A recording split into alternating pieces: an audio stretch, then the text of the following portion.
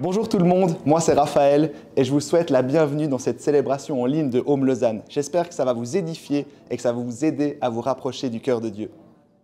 Bienvenue encore à tous. Faites-moi un petit coucou, là vous êtes avec moi? Yeah, j'aime être avec vous, j'aime qu'on soit en famille, en communauté.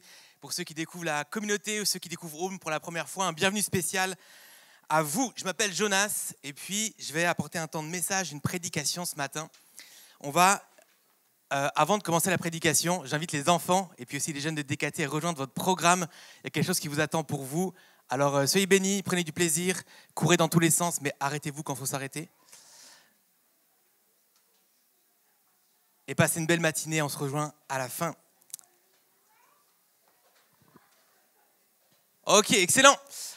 Je disais, on va commencer une nouvelle thématique ce matin à Home, une nouvelle série de messages, plusieurs messages autour du livre de Jacques dans le Nouveau Testament. Il y en a qui ont déjà lu Jacques dans le Nouveau Testament. Oui, pour la plupart d'entre nous, Jacques. Et on a comme titre de la série, de toute la série, une invitation à une vie intègre. Alors, on va rentrer tranquillement dans cette série. Et alors qu'on va parler sur le livre de Jacques, j'aimerais prendre le temps en commençant de vous parler un petit peu de Jacques, justement, donner un peu de contexte, sachant qu'on va prêcher là-dessus plusieurs dimanches. J'aimerais vous en parler. Déjà, j'aimerais commencer par vous dire que le livre de Jacques n'est pas un livre, ça commence bien. C'est une lettre, ok ? Jacques écrit une lettre. C'est Jacques, le frère de Jésus. Plein de théologiens peuvent débattre là-dessus, mais on peut s'entendre quand même pour la plupart. C'est le frère de Jésus qui l'a écrite et, à la différence de Paul, qui écrivait à des églises spécifiques, on a plein de lettres de Paul dans le Nouveau Testament. Les Corinthiens, c'est l'église de Corinthe. Paul écrit aussi aux Galates, à l'église d'Éphèse et à l'église de Rome, à plein d'églises pour des choses qui se passaient. Okay, Paul avait des nouvelles, il se passe n'importe quoi en ce moment à Corinthe. Ok, il va écrire une lettre, voilà comment vous devez gérer ça, voilà comment ça devrait se passer. C'est très théologique. Jacques, lui, écrit pas à juste une église. Il écrit à des chrétiens qui sont dispersés à cause de la persécution. Des chrétiens de Jérusalem, mais qui ne sont pas juste rassemblés. Donc, ce n'est pas une lettre circonstancielle qui répond à des circonstances, à quelque chose en particulier. Il est là pour encourager, pour dire quelque chose en particulier. Et les personnes à qui il s'adresse, il faut savoir que c'est des gens qui ont dû fuir la persécution. C'est important de comprendre le contexte. C'est des juifs, en fait, qui sont devenus chrétiens. Ils étaient dans un environnement hostile, la persécution à cause de leur foi, ils expérimentaient probablement la pauvreté.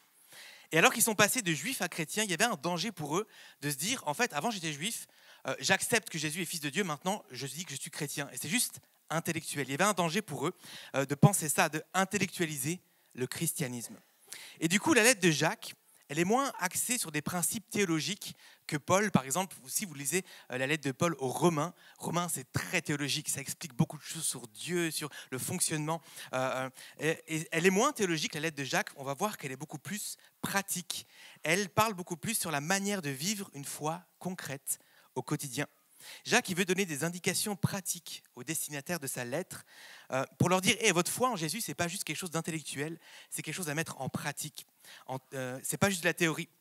Et on le voit quand Jacques écrit, si vous lisez Jacques et vous lisez plusieurs fois Jacques et vous étudiez un petit peu Jacques, on va voir qu'en fait, sa lettre, elle est influencée, son écrit est influencé par d'autres écrits. Elle est influencée par les écrits de Jésus, notamment, principalement le Sermon sur la montagne. On va voir qu'il y a des choses qui sont semblables, similaires, mais aussi par les proverbes dans l'Ancien Testament, et en particulier les chapitres 1 à 9, qui sont aussi très pratiques. Donc, la lettre de Jacques, pour ceux qui l'ont déjà lue, et vous allez voir, on va rentrer dedans de nouveau ces prochaines semaines, vous allez voir, c'est très concret, très pratique, et puis Jacques, vous allez voir, il est aussi très cash. Donc, ça va nous pousser à vivre une vie intègre. Et alors que Jacques, il n'a pas écrit sa lettre à Home Lausanne en 2024, on a checké le courrier, c'est toujours pas arrivé, d'accord ? Comme la lettre du Père Noël, elle n'est toujours pas arrivée non plus, mais je pense qu'on sait pourquoi. On peut faire un parallèle, en fait, entre ceux à qui Jacques écrivait et puis à nous aujourd'hui. En Suisse, on ne peut pas vraiment parler de persécution en tant que telle pour notre foi, en tout cas pas de persécution intense. Par contre, comme eux, on peut vivre un christianisme très confortable. On en parlait un peu dans notre série Radicale. Et on peut vivre notre foi, des fois, de façon très intellectuelle. Et je ne sais pas si tu es d'accord, mais on entend beaucoup de gens dire qu'ils sont chrétiens, mais beaucoup moins démontrer qu'ils sont chrétiens. Enfin, oui, je suis chrétien, oui, je vais à l'église. On peut dire, on peut connaître plein de choses, mais c'est un danger pour nous, en Suisse, de dire, je connais plein de choses, je suis chrétien, mais c'est de la théorie, et puis des fois moins de pratique. Donc il y a ce danger-là aussi pour nous, et je ne vais pas développer très fort ici, mais côté persécution, on vit quand même un combat. Notre foi est quand même à contre-courant.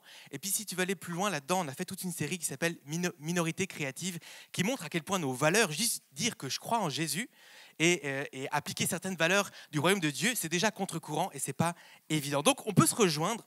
La lettre de Jacques, on va le voir, on va faire un pont dans ces différents messages entre ce qu'eux vivaient, mais ce que nous, on vivait aussi, c'est pour nous, ça nous parle à nous. Dans toute la lettre, on peut ressortir 12 enseignements. Et je vous rassure, on ne va pas faire 12 messages sur Jacques. Donc nous, on a regroupé ces 12 enseignements en trois thèmes qui nous invitent à une vie intègre. On ne va pas essayer de prêcher verset par verset, on va couvrir Jacques dans l'ensemble.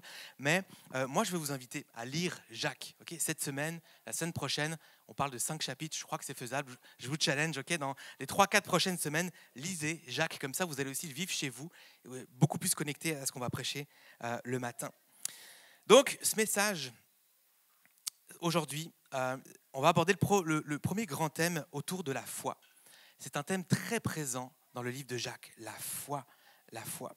Et alors que ces écrits à Jacques nous font penser au sermon sur la montagne, j'aime me rappeler que Jésus, dans son sermon sur la montagne, à la fin du chapitre 5, il va juste dire cette petite phrase comme ça, « Soyez parfaits comme le Père Céleste est parfait ». Ok, juste ça, soyez parfaits. Et les amis, jamais c'est un commandement où aujourd'hui, hop, on devient parfait. C'est un chemin de sanctification, de changement, de transformation qui nous amène à la perfection. Et dans ce message aujourd'hui, c'est la même chose que je veux nous encourager à vivre avec notre foi. Que notre foi puisse grandir. Que notre foi en Jésus puisse grandir et puis nous rapprocher de Jésus, de qui il est, devenir plus comme lui, d'être plus proche de lui, plus connecté à sa réalité et d'agir comme lui, d'avoir une foi concrète et en action. Alors, on va explorer une bonne partie du premier chapitre ce matin. Si tu as une Bible, ouvre-la dans Jacques 1. On va rentrer après cette longue introduction dans Jacques 1. Donc, on va lire d'abord les versets 2 à 4 et puis on va continuer ensuite d'autres versets dans Jacques 1. Donc, Jacques 1, Jacques, si jamais, il fait partie de ces petits livres, des lettres à la fin du Nouveau Testament. Ça va des plus grosses lettres aux plus petites lettres jusqu'à l'Apocalypse à la fin. Donc, si tu cherches, c'est par là-bas au fond. Jacques 1, versets 2 à 4. Mes frères et sœurs, considérez comme un sujet de joie complète les diverses épreuves auxquelles vous pouvez être exposés, sachant que la mise à l'épreuve de votre foi produit la persévérance. Mais il faut que la persévérance accomplisse parfaitement sa tâche afin que vous soyez parfaitement qualifiés, sans défaut et qu'il ne vous manque rien. Et on s'arrête là. On entend déjà un petit peu le « soyez parfait » là-dedans, hein, n'est-ce pas? Et mon premier point ce matin, c'est une foi éprouvée. Une foi éprouvée. On voit que Jacques commence assez fort dans sa lettre. Il s'adresse à des gens qui vivent la persécution, la pauvreté, et il leur dit « Voyez ça comme un sujet de joie. Réjouissez-vous. » En fait, il leur dit même un sujet de joie complète. C'est vraiment intense, Jacques.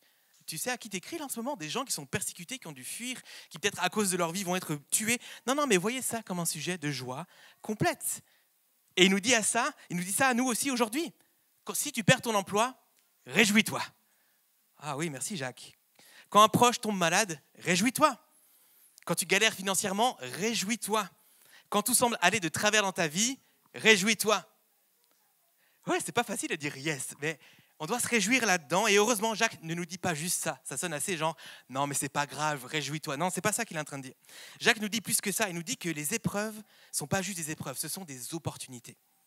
Et les amis, on peut le dire, ah oui, on sait, c'est des opportunités, mais je veux vraiment nous pousser à le voir comme des opportunités. On aimerait se passer des épreuves.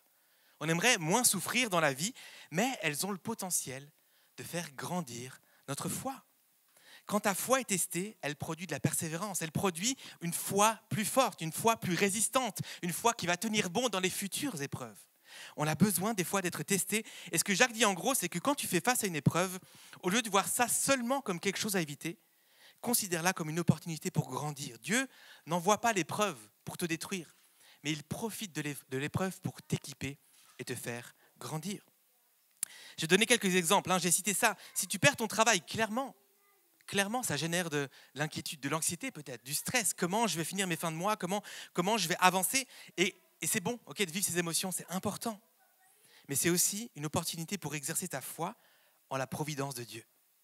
Si tu veux plus dépendre de Dieu et avoir plus confiance dans le fait que Dieu va pourvoir à tes besoins, alors ça va surtout augmenter quand tu auras besoin d'argent et que tu vas dépendre de Dieu. Ta foi va grandir, ta foi en la providence que Dieu est bon, qui va pouvoir s'occuper de toi, te donner un travail, en attendant subvenir à tes besoins, susciter des gens, te donner de l'argent d'une façon ou d'une autre. Dieu va peut-être t'emmener ou permettre que la perte d'emploi te fasse grandir là-dedans.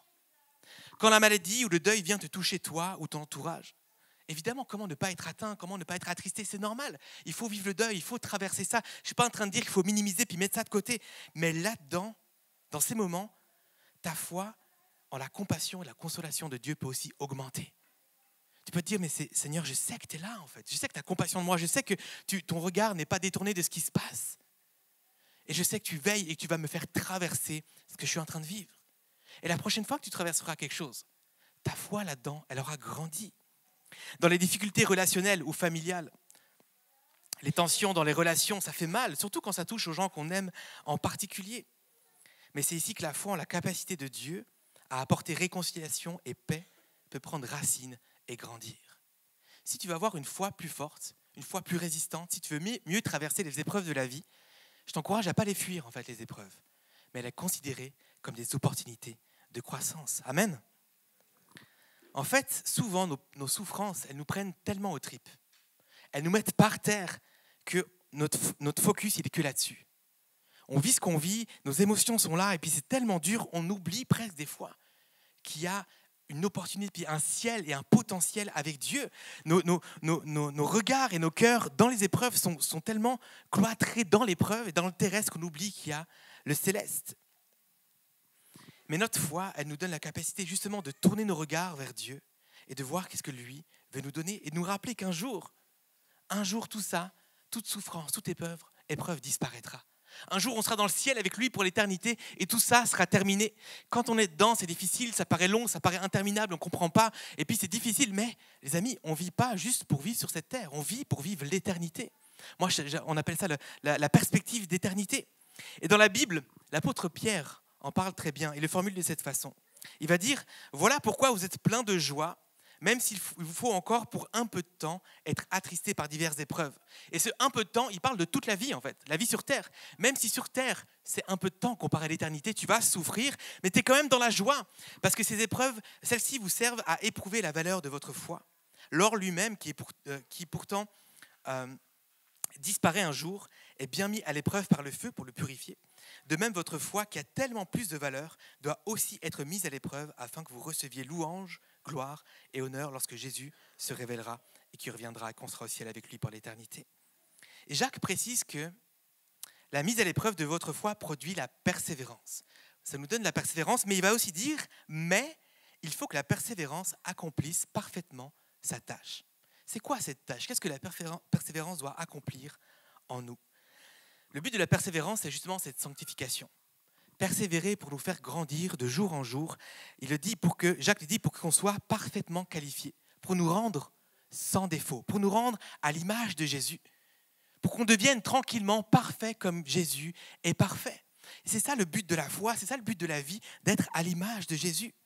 La foi dans les épreuves nous amène à devenir plus comme lui, à répondre à son appel et à devenir parfait. Et les amis, ici, pour moi, c'est important de faire une parenthèse. On n'aime pas les épreuves et c'est normal. C'est normal. Il y a une dualité là-dedans de dire je souffre et en même temps, je dois prendre du plaisir dans l'épreuve. Il y a un petit côté un peu maso, tu vois. Mais je crois que ça nous dit quelque chose aussi sur le monde et sur une fausse définition du bonheur. Souvent, on croit que le bonheur, c'est l'absence de souffrance. Si je ne souffre pas, je vais être heureux. Et on va tout faire pour être dans un état constant de bonheur et de plaisir. On va rechercher ça et surtout ne pas souffrir. Si je souffre, le plus rapidement, ne plus souffrir. Très rapidement, et moi des fois je suis le premier, j'ai un mal de tête, plutôt que d'attendre si ça passe, vite un médicament, je veux vite être hors souffrance. Très vite. Et on peut vite soit nier, soit vite régler quelque chose ou mal régler quelque chose. Coucou. C'est ma fille m'a dit. Ça va ma chérie? La souffrance, tu connais encore un petit peu, hein? Les amis, très bon exemple.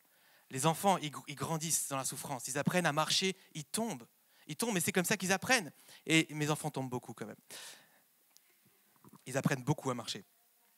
L'absence de souffrance, souvent, on veut ne jamais souffrir. Mais une réalité, c'est qu'il n'y a pas de croissance sans souffrance.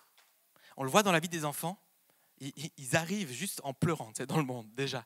Il y a la souffrance, et si tu veux grandir dans ta foi, grandir dans la vie, ça va passer par la souffrance. Ça va passer par la souffrance. Et ça peut paraître bizarre comme ça, mais on a besoin de grandir. Tu sais quoi? Tout ce qui est vivant sur Terre, plante, humain ou autre chose, s'il ne grandit pas, il meurt. Une plante, soit ça pousse, soit ça meurt. Ça n'existe pas de stagner. Et on est appelé à grandir. Et si on doit grandir, alors on va forcément passer par les éléments de la vie, les épreuves de la vie, les difficultés de la vie. Notre foi va être testée, éprouvée, mais c'est pour nous faire grandir. Et j'aime trop cette perspective. On l'a très rarement de se dire, c'est que pour un peu de temps. Et pas juste le temps que l'épreuve passe. Notre vie, c'est un peu de temps à la lumière de l'éternité.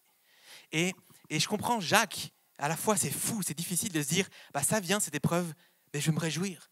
Je vais me réjouir parce qu'en fait, il va se passer quelque chose. Je vais grandir. Dieu va me donner, il va m'amener un cran plus loin. Je vais comprendre quelque chose de nouveau. Au travers de ça, je vais grandir. Les épreuves ne sont pas là pour nous écraser. Elles sont là pour nous rendre plus solides. Alors, j'aimerais te poser quelques questions juste sur ce point déjà. Comment est-ce que toi, tu perçois les épreuves dans la vie? Dans quel mode tu te mets? Quand quelque chose arrive, puis c'est difficile, est-ce que tu dis, bon, ok, ça va être un moment où je me renferme pendant 2 semaines, j'attends que ça passe, je vais nier ça. Comment est-ce que toi, tu perçois et tu vis, tu appréhendes les épreuves dans ta vie? Est-ce que tu as tendance à les voir comme des obstacles qu'il faudrait éviter? Et si tu commençais à les voir comme des opportunités de croissance, pour grandir, pour aller de l'avant avec Dieu? Est-ce que tu es prêt à voir la persévérance non pas comme une obligation pénible, religieuse, mais comme un outil de Dieu que Dieu utilise pour te rendre plus fort? Et si tu traverses une épreuve aujourd'hui, comment est-ce que tu penses que Dieu peut intervenir aujourd'hui? Ce n'est pas juste comment il va te délivrer, mais qu'est-ce que tu penses que Dieu peut te donner ou t'apprendre aujourd'hui? En fait, c'est vraiment un changement de perspective, les amis. Alors qu'on a souvent le regard tourné sur ce qu'on vit, et on doit vivre nos émotions, et puis des fois, on est aussi même dans notre relation avec Dieu, Seigneur, sors-moi de là. Et c'est une bonne prière.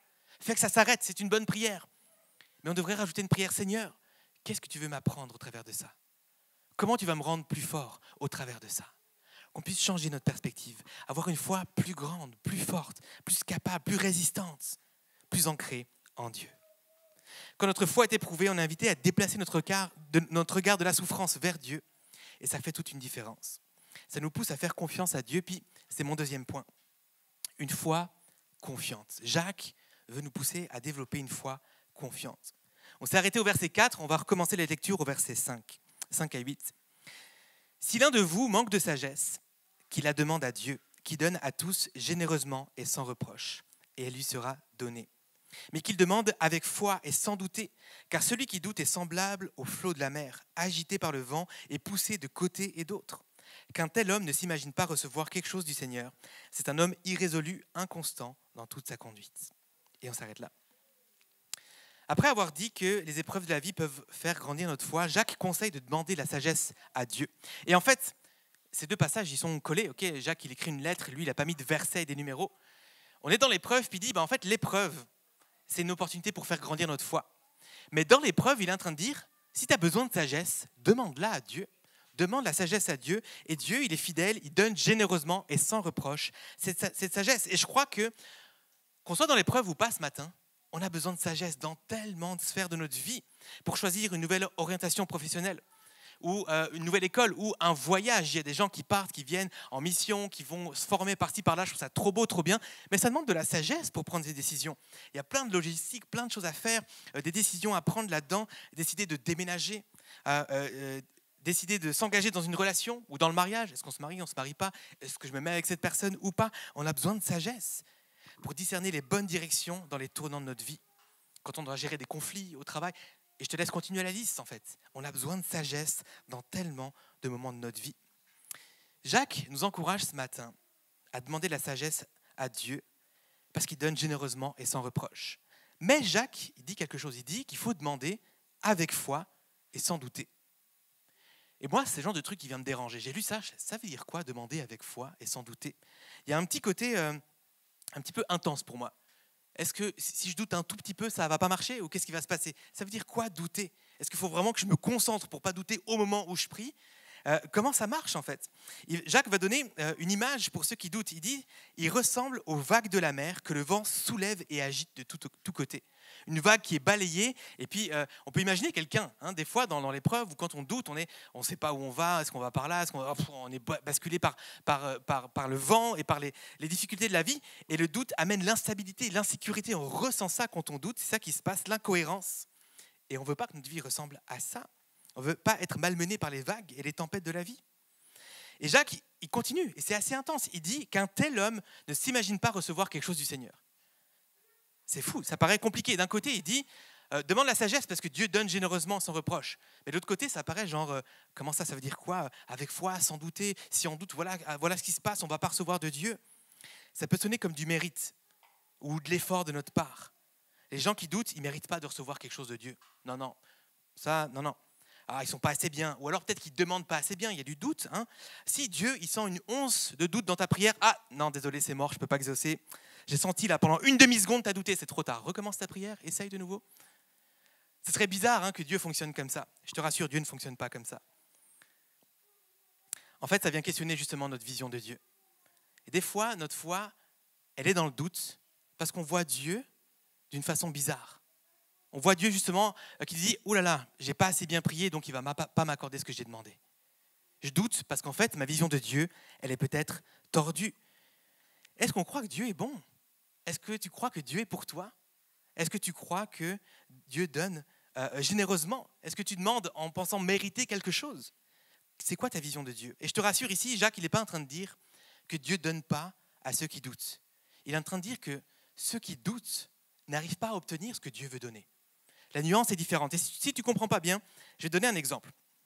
Imagine, tu fais une randonnée. Tu pars en montagne, il fait super chaud, c'est trop bien, beau soleil. Et là, tu es tout seul, tu marches, ça fait bien 2 heures que tu marches en montée, tu es essoufflé, tu n'en peux plus. Tu dis, là, il faut que je boive et tout, j'aurais dû boire avant. Puis tu regardes là, oh non, j'ai pas pris ma gourde. Oh non, elle est dans la voiture. 2 heures de route en arrière, là, à pied, non merci, je suis pas loin du sommet, je vais aller de l'avant. Ok, comment je vais faire? J'ai soif, j'en peux plus. Et puis là, il y a quelqu'un qui descend, et puis tu discutes un peu avec lui, puis il dit, mais moi j'ai une gourde, tout ça, je peux te la donner, garde-la, pas de problème. Il te la donne, et puis il s'en va. Et puis, trop bien, oh yes, une gourde. Puis là, tu dis, en fait, ce gars, je ne le connais pas, il y a quoi dans sa gourde? Je ne sais pas, est-ce que ça va me faire du bien? Est-ce que le gars, il est mal intentionné, bien intentionné? Est-ce qu'il a mis du coca, puis ça ne va pas me désaltérer? Est-ce qu'il a mis du sirop, du cyanure? Je ne sais pas. Ouais, des fois, on est un petit peu bizarre dans nos réflexions. Et puis, en fait, tu doutes parce que tu ne connais pas cette personne, tu doutes de ses intentions, et peut-être cette eau, tu ne vas jamais la boire et jamais l'accepter.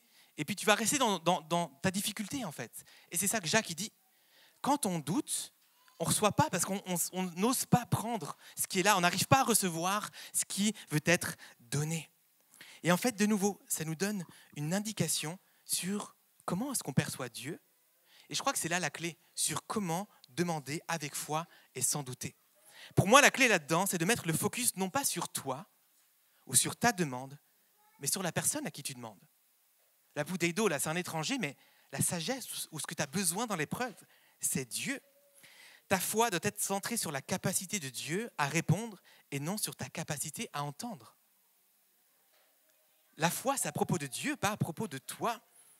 Le doute vient de l'humain, mais la foi vient du divin. Et en fait, le focus doit être sur Dieu. Mets le focus sur Dieu et pas sur ta capacité à demander est-ce que j'ai bien demandé, bien formulé, est-ce que Dieu a bien compris ce que je voulais lui dire, ou sur ta capacité à comprendre est-ce que j'ai bien compris ce que Dieu voulait me dire. Quoi. Dieu, s'il veut te parler, il te connaît. Il connaît que tu es sourd et que tu ne comprends rien, comme les disciples dans la Bible, et il va te parler, il va se faire comprendre pour toi. Et mets pas le focus sur ce que tu penses mériter ou non de la part de Dieu. Je vais répondre à cette question pour toi. Tu ne mérites rien. Voilà. Tout n'est que grâce. La seule chose qu'on mérite, c'est l'enfer. Mais Dieu, par sa grâce, nous donne le ciel, en fait. Tu ne mérites rien, alors essaye pas de mériter quoi que ce soit quand tu demandes quelque chose à Dieu. Et puis ta foi, c'est ça que je dis. Des fois, on prie avec foi, on se dit, faut mettre plus de foi dans notre prière. Oh Seigneur! Et puis on va prier plus fort. Et puis on va se concentrer plus quand on prie. Et puis on va prier, peut-être répéter les mêmes choses en se disant que ça, c'est plus de foi. Non. Plus de foi, c'est oublie en fait, qui t'es toi, et ta capacité à plaire à Dieu ou à mériter quelque chose de Dieu ou à faire des choses puissantes, c'est pas ta prière qui est puissante, c'est celui que tu pries qui est puissant. C'est ça qui fait la différence. Mets ton focus sur Dieu. C'est pas ta foi qui est puissante, c'est qui en qui tu mets ta foi. qui fait toute la différence. Et des fois, on pense que c'est nous. Tu sais, la foi, c'est un don de Dieu. On est sauvé par la grâce, par le don de la foi. Dieu donne la foi. Ce n'est pas toi qui peux créer la foi en toi. Dieu te donne la foi pour croire en lui et recevoir ce qu'il veut te donner. Avoir confiance en la puissance et la bonté de Dieu, même quand on n'obtient pas immédiatement la réponse à notre prière. Quelle est ta vision de Dieu ? Comment tu vois Dieu quand tu lui demandes des choses, quand tu as besoin de sagesse dans les tournants de ta vie, dans les difficultés de la vie? Comment tu vois Dieu ? Est-ce que tu pries en pensant que Dieu va répondre à ta prière ? Est-ce que tu pries avec un postulat que Dieu est bon en fait et qu'il veut prendre soin de toi ? Ou est-ce que tu doutes ? Ou est-ce que tu doutes de Dieu et de qui il est ? Quelle image est-ce que tu as pu peut-être coller sur lui ? Et puis les amis, je dis ça aussi parce que l'épreuve, je sais que ce n'est pas facile. On connaît tous l'épreuve. Courte, longue, c'est d'autant plus dur. Et on s'entend, il y a des gens qui vivent des épreuves ici que je ne pourrais jamais connaître. Elles sont tellement intenses. Je suis humble devant ce qu'ils vivent et ça me touche et j'ai de la compassion. D'accord ? Et si tu es là-dedans, j'ai de la compassion pour toi et puis je crois que Dieu est vivant et puis qu'il veut te soutenir. Je suis conscient que les épreuves, ce n'est pas toujours facile. Et surtout quand c'est long, puis que peut-être Dieu est soutenant, mais quand c'est que ça va sortir ? Qu'est-ce que tu fais Dieu en ce moment ? Je vais te dire, Dieu est bon. Conserve cette image de ce Dieu qui est bon, qui est parfait, qui veut ton bien. Sa réponse et son aide va venir au bon moment. Elle va venir. Tu sais, des fois même, l'aide de Dieu ou la grâce ou la sagesse de Dieu ou la parole de Dieu, elle a déjà été donnée. Et puis, on a du mal simplement à la recevoir, à l'accepter. Ce n'est pas ce qu'on veut entendre. Ou parfois, juste, elle a déjà été donnée, puis il faut juste qu'on se rappelle. Je te donne un exemple. On a fait avec ma femme 4 ans au Canada pour une formation biblique. Et puis, c'était 3 ans à la base, on a fait 1 année de plus. Et puis là, on se posait la question dans la dernière année, est-ce qu'on reste finalement, je ne sais pas, 5 ans, 10 ans, peut-être toute la vie là-bas? Est-ce qu'on rentre en Suisse? On était déchirés, on priait pendant 6 mois par rapport à ça. Je me souviens, c'était long, c'était qu'est-ce qui se passe? Pourquoi tu ne parles pas? Pourquoi tu ne réponds pas? Qu'est-ce qu'on fait? On veut juste te plaire, on veut juste te servir. Où est-ce que tu es? C'était vide, c'était sec, je ne comprenais pas, on ne comprenait pas. On parlait avec des gens et puis on n'obtenait pas la réponse de Dieu. Et puis on discutait avec un couple de pasteurs, c'était nos pasteurs jeunesse des années en arrière, ils étaient là, c'était intéressant. Et puis ils nous disaient, mais je pense que Dieu, peut-être Dieu a déjà parlé. Et puis ils disaient, quelle est la dernière chose que Dieu vous a dite par rapport à ça? Et en fait, on s'est rendu compte que Dieu nous avait parlé avant notre voyage. Il avait dit, en fait, partez vous former, c'est une parenthèse dans votre vie, et puis vous serez formés pour ce qui vous attend ici. Et en fait, Dieu avait déjà parlé. Et on attendait quelque chose qui n'allait jamais venir, il fallait juste revenir à ce que Dieu avait déjà dit. J'ai envie de te dire, Dieu est bon. Le silence, la difficulté, la tempête, l'épreuve que tu vis, ce n'est pas contre toi. Dieu ne prend pas plaisir à te faire souffrir. Non seulement, il veut utiliser ça pour te faire grandir dans ta foi et dans ta vie, mais aussi, il veut renforcer ta foi en lui et en qui il est. C'est un Dieu qui est bon, il est fidèle et il interviendra dans ta situation. Amen. Prier et demander avec foi, ne pas douter de Dieu, apprendre à ne pas douter de Dieu, ça va nous amener la stabilité spirituelle. On va être ancré en lui, de la clarté dans notre vie. Alors, je ne sais pas ce que tu vis en ce moment, je ne sais pas pourquoi tu as besoin de sagesse peut-être, mais prie avec foi. Pas centré sur toi, mais centré sur qui il est, car c'est lui qui donne la vie, la foi, la sagesse et tout ce dont tu as besoin. Et je termine avec mon 3e point, une foi agissante. Et on va lire Jacques 1, versets 22 à 25, la fin du chapitre 1. Mettez en pratique la parole et ne vous contentez pas de l'écouter, en vous trompant vous-même par de faux raisonnements. En effet, si quelqu'un écoute la parole et ne la met pas en pratique, il est semblable à un homme qui regarde son visage dans un miroir et qui, après s'être regardé, s'en va et oublie aussitôt comment il était. Mais celui qui scrute le parfait enseignement, celui de la liberté, et qui s'y attache, non en l'écoutant pour l'oublier, mais en le mettant en pratique, celui-là sera heureux dans son activité. Jusqu'ici, on a plutôt parlé d'une foi un petit peu statique. On demande des choses à Dieu, c'est beaucoup dans la parole. Mais là, Jacques, il est en train de dire, mettez en pratique la parole. Il parle d'une foi agissante, d'une foi en action. Et il va dire, mettez en pratique la parole, ne vous contentez pas de l'écouter. Parce que la foi, ce n'est pas juste une question de parole, ce n'est pas juste une théorie. On repense à ces juifs devenus chrétiens à qui Jacques s'adressait. Les amis, avant que vous étiez juifs, là vous dites que vous êtes chrétiens, mais ce n'est pas juste adhérer à une nouvelle religion, une nouvelle croyance, ce n'est pas juste dans l'intellect. Votre foi, elle doit être mise en action, elle doit ressembler à quelque chose, elle doit être incarnée cette foi-là. On peut écouter la parole de Dieu tous les dimanches, comme on le fait là. On peut lire la Bible tous les matins. On peut en apprendre plus sur Dieu chaque jour. Mais est-ce que cette connaissance de Dieu change quelque chose à ma vie? Est-ce que ça transforme mon quotidien? Est-ce que ça change la vie des gens autour de moi? Est-ce que ça se voit dans mes actions? Et Jacques, les amis, il est radical. Je le disais, il est tellement intense à ce sujet. Au chapitre 2, il va dire, la foi, si elle ne produit pas d'œuvre, pas d'action, elle est morte en elle-même. C'est intense. On a beau dire, je crois en Jésus, mais s'il n'y a pas d'action, ça ne sert à rien. Il va dire plus loin, Jacques 2, 26, comme le corps sans esprit, il est mort, de même la foi sans les œuvres, elle est morte. C'est intense, les amis. Intense. Pour Jacques, c'est impossible d'imaginer une foi qui ne se manifeste pas dans des actions concrètes. La foi qui se limite à des paroles, elle n'a aucun effet réel, ni dans ta vie, ni dans celle des autres en fait. Notre foi doit être mise en action. On doit vivre la foi. Ta foi doit être visible. Elle doit se manifester vraiment par des œuvres. J'aurais envie de faire tout un message là-dessus, puis ce n'est pas possible ce matin. Mais mettre sa foi en action, c'est faire preuve de générosité. Il y a tellement de choses que Jacques, et là, les 3 choses que je vais citer, c'est les choses qui sont des thèmes majeurs dans Jacques, c'est faire preuve de générosité, parce que tu places ta foi en Dieu, que Dieu va pourvoir, j'en parlais, alors ça doit se démontrer par le fait que tu es généreux. Si tu dis que j'ai foi en Dieu, que Dieu pourvoit, ça devrait se voir dans ta générosité, dans tes dîmes, dans tes offrandes, dans ta dîme, dans tout ça, ça devrait se voir. Prendre soin des plus vulnérables. Jacques en parle dans les versets qui suivent. Il mentionne des orphelins, les veuves. Et aujourd'hui, ça pourrait inclure toute personne marginalisée. On sait ce que ça veut dire. Dans ta compassion, dans ton aide pour les gens, dans ton service, dans ta disponibilité. Si tu dis que tu crois que Dieu est venu pour ces gens-là, c'est ce que Dieu dit, alors ça devrait se voir dans tes actions, dans ta vie. Contrôler sa langue. Il y aura un message juste là-dessus, vous allez voir, c'est vraiment bon. C'est un grand classique de Jacques, puis on y reviendra dans un autre message. Mais ça devrait se voir dans ta foi et dans ta bouche, dans comment tu t'adresses aux gens. Et dans tellement d'autres domaines.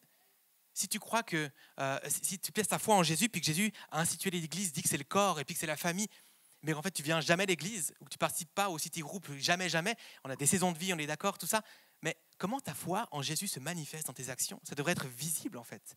Ça devrait se voir. Et les amis, je ne veux pas mettre de jugement ici, pas du tout. Il ne devrait pas y avoir de poids, ce n'est pas une religion ici.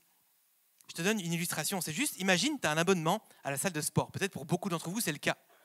Tu vas au fitness, tu es bien équipé, trop bien, tu as vu que ces chaussures-là ou ce t-shirt-là, machin, c'est parfait pour absorber la transpiration.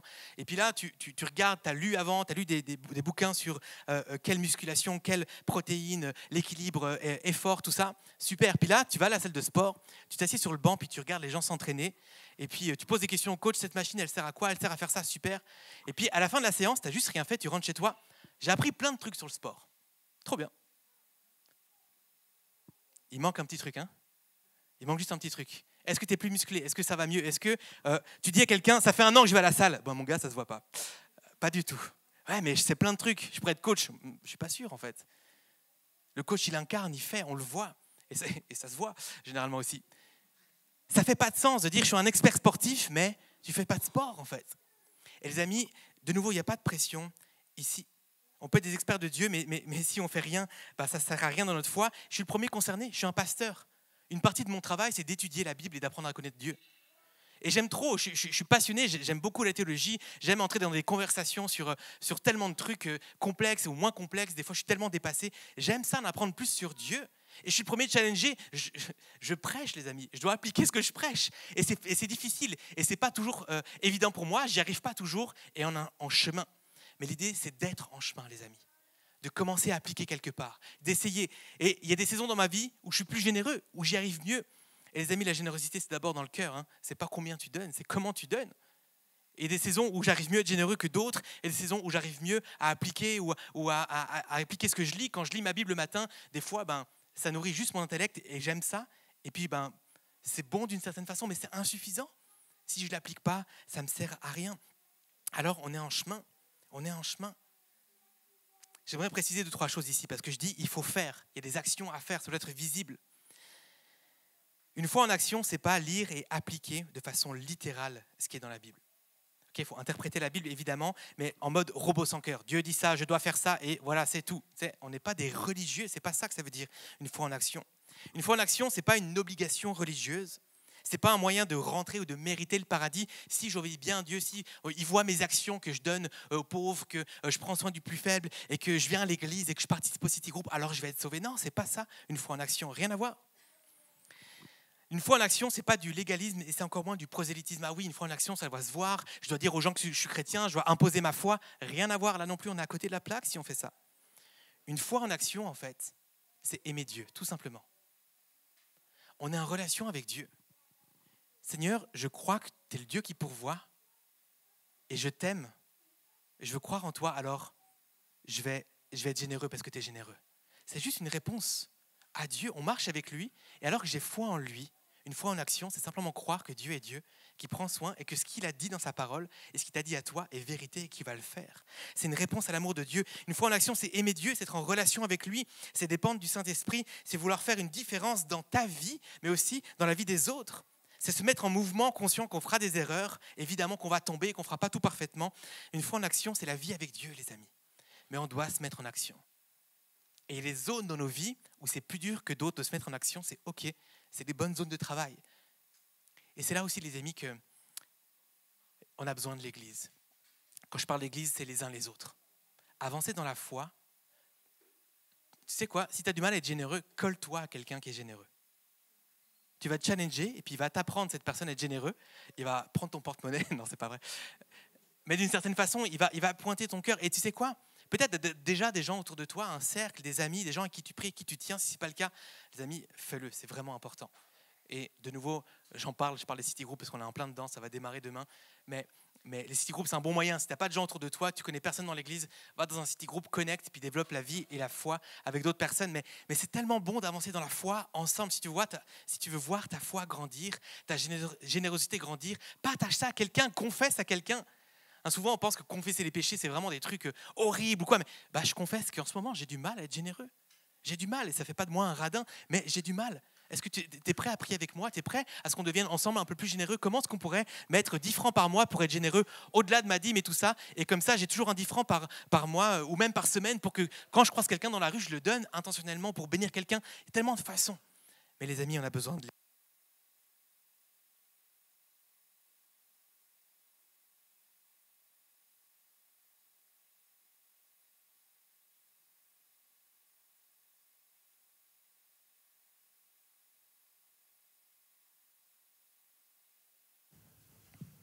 Trop bien, merci beaucoup. Quelle transition.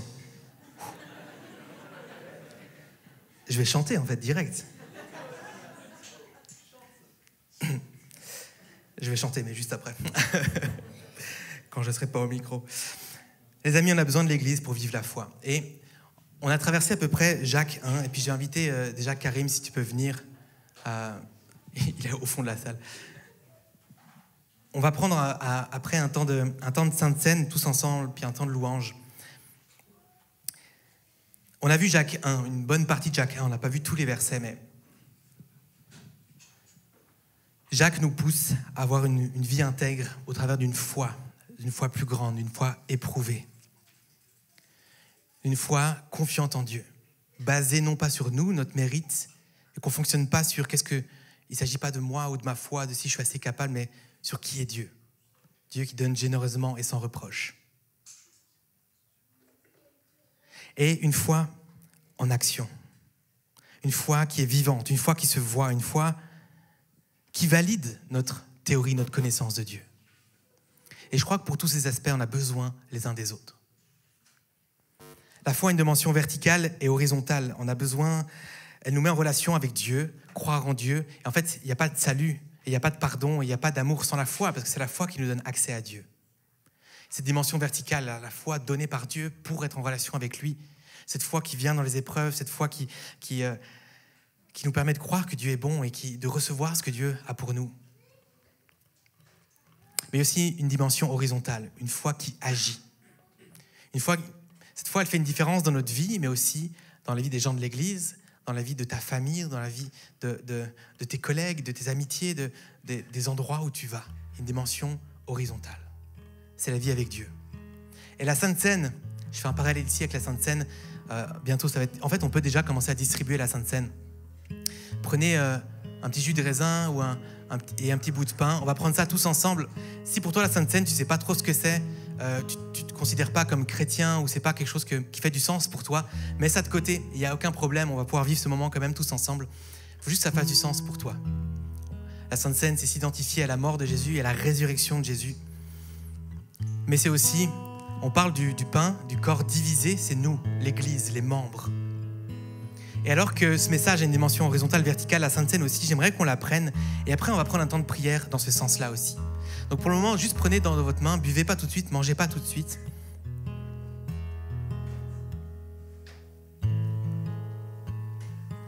On va prendre la Sainte Seine et puis ensuite on va prier ensemble.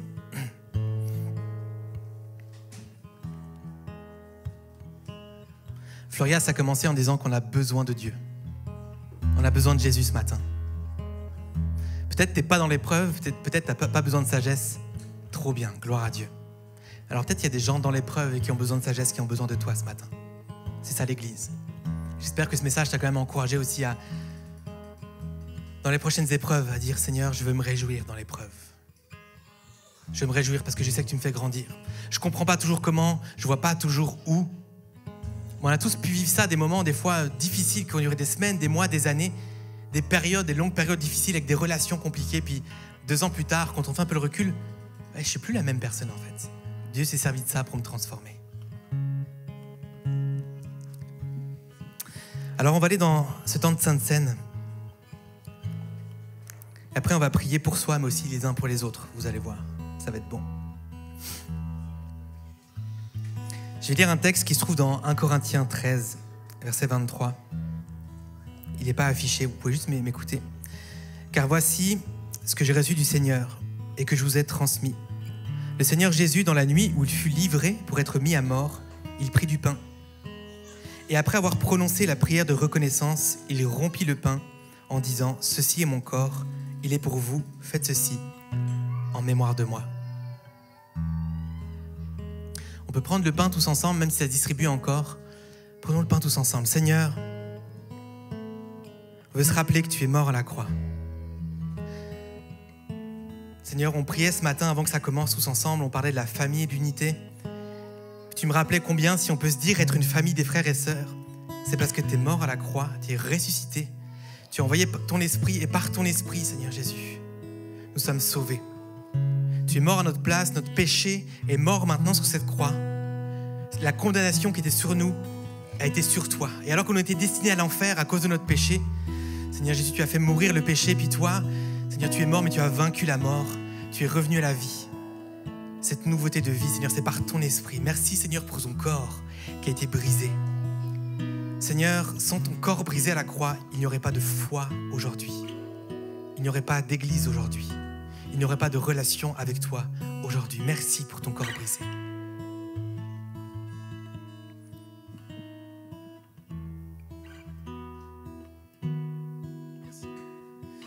De même, après le repas, il prit la coupe et dit « Cette coupe est la nouvelle alliance scellée de mon sang.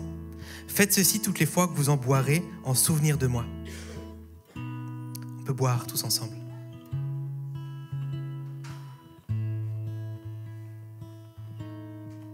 Seigneur, on veut se rappeler ton sang qui a coulé. Le sang, Seigneur, qui était un symbole très fort dans l'Ancien Testament, qui ne pardonnait pas, mais qui couvrait les fautes et les péchés. Mais ton sang à la croix, il pardonne les fautes. Il pardonne, tu nous libères complètement. Seigneur, libère-nous, Seigneur, ce matin. On vient devant toi, Seigneur, tu pardonnes, Seigneur, à ceux qui demandent pardon. Alors Seigneur, ce matin, on veut te demander pardon. On amène devant toi nos péchés, nos fautes, nos doutes, notre incapacité, Seigneur, toutes nos erreurs, Seigneur, tout ce qui est trop lourd, tout ce qui est faux, tout ce qui est moche, tout ce qui est laid, tout ce qui nous dégoûte nous-mêmes, Seigneur. On veut te l'amener au pied de la croix. On prend cette sainte scène pour se souvenir de ce qui s'est passé ici.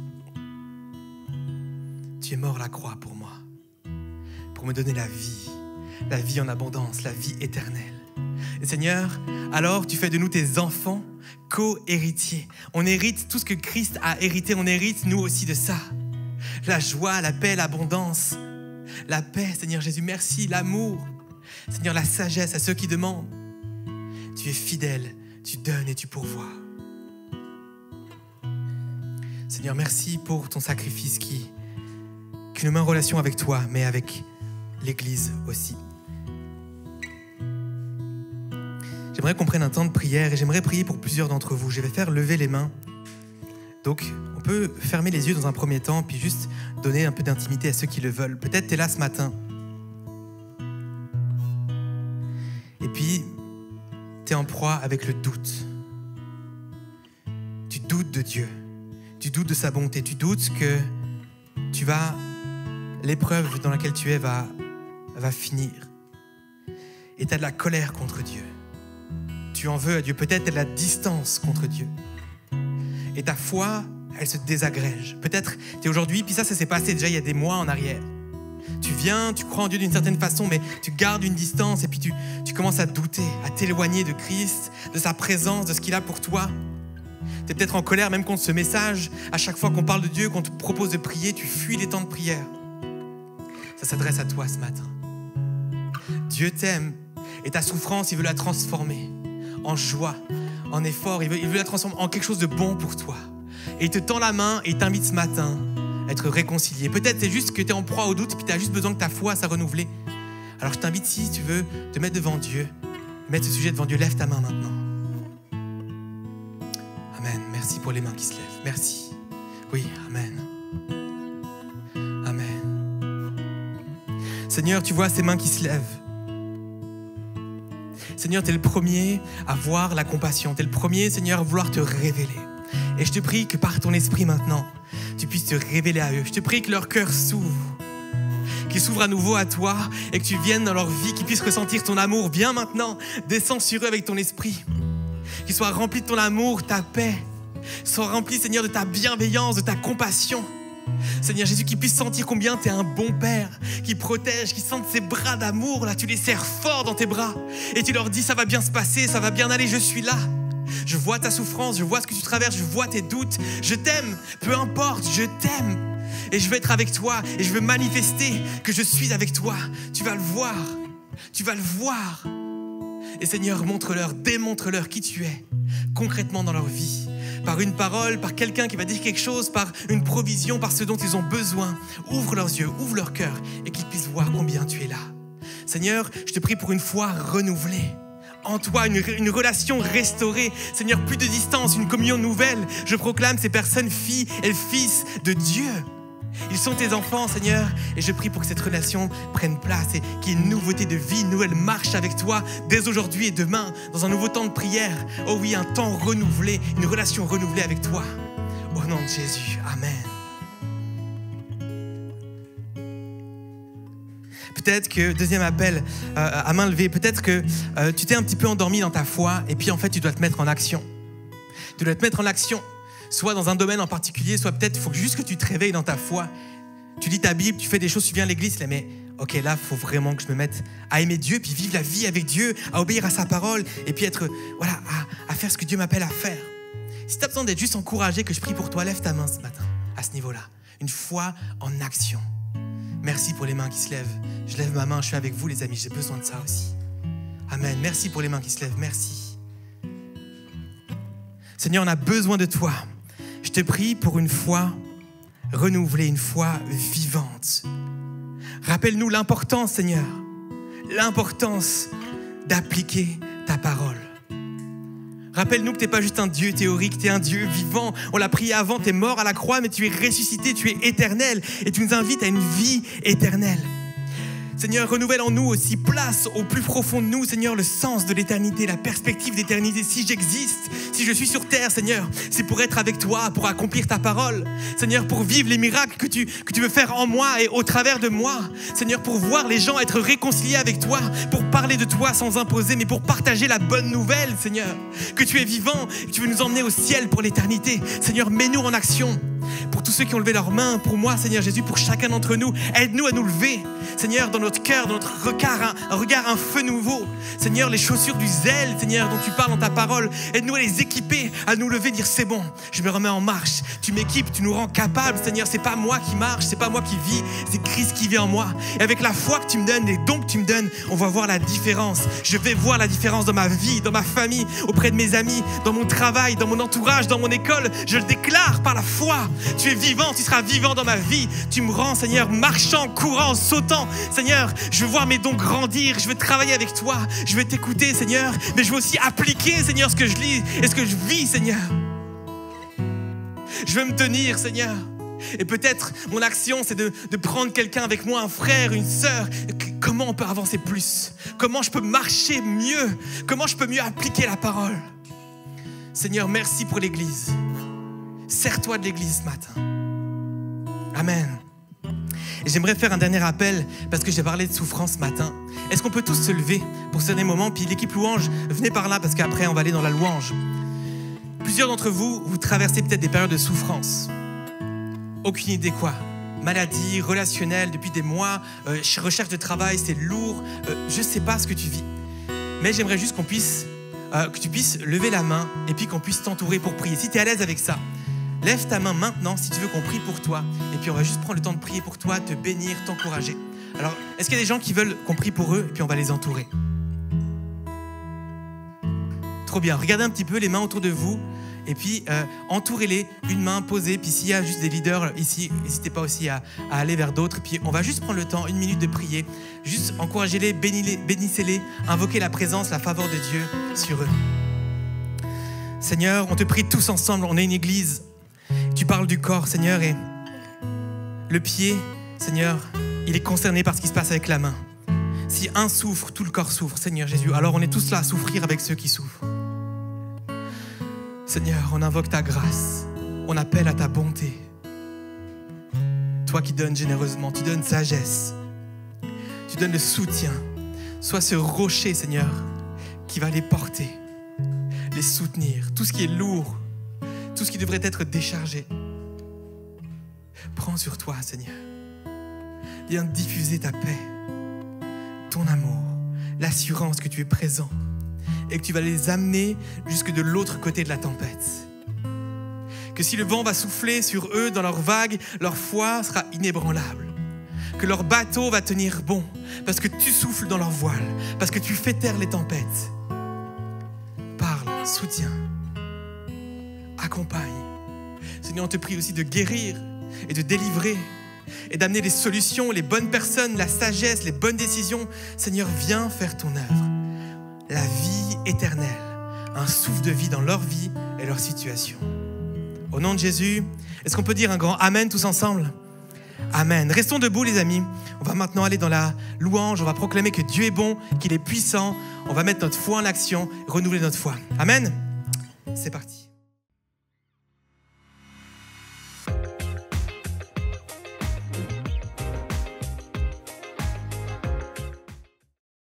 On arrive à la fin de cette célébration en ligne, j'espère que ça vous a plu. Vous pouvez retrouver toutes les vidéos et les séries sur notre chaîne YouTube. Et puis on vous souhaite une bonne semaine et une bonne journée.